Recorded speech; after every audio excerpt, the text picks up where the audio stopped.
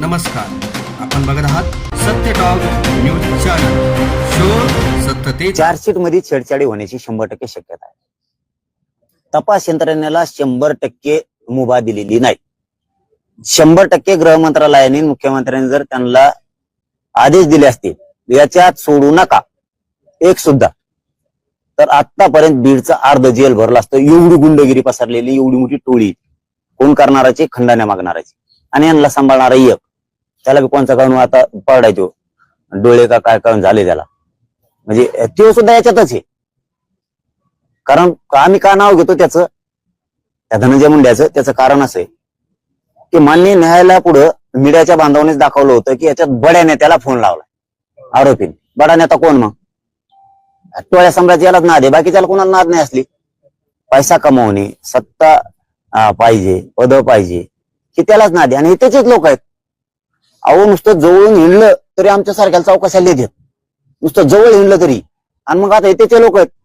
हेच म्हणलेत 5 वर्ष त्यांनी ते पालकमंत्री पद त्याला विकलं होतं.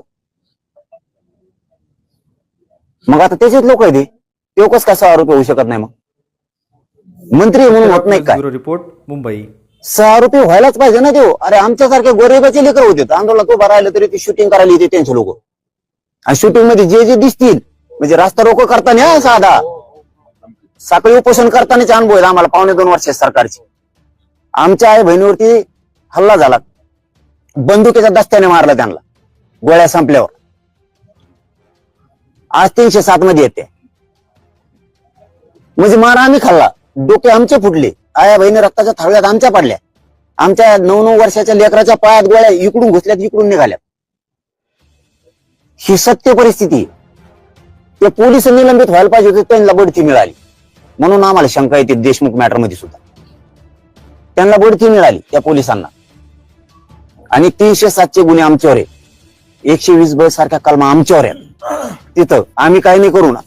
कट रचला पोलिसांनी, कट रचा सांगितला सरकारने, आणि हल्ला झाला आमच्यावरती प्रचंड मोठा. असला भ्याड हल्ला कधी झाला नव्हता राज्यात. असला न्याय इथं. आणि संतोष भैयाच्या मॅटर मध्ये सुद्धा हीच प्रकार आहे.